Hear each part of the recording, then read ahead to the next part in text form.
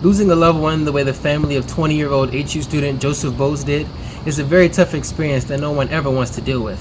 Bose's HU family are still doing their best to recover from the loss of the journalism student, a healing process that could take quite some time.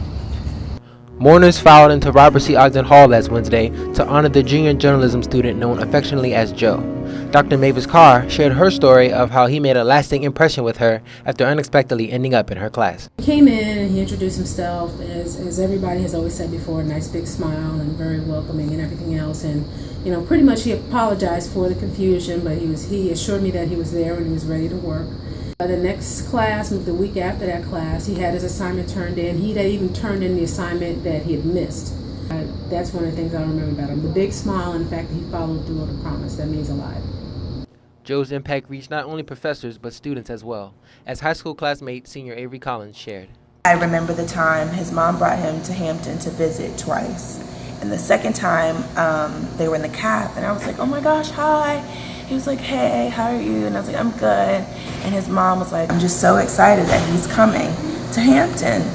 Wednesday featured testimonials from some of those closest to him, but it was apparent that many had been impacted by this tragedy, including Ms. Collins. I thought that maybe there was a mistake, that wasn't really him, Joseph.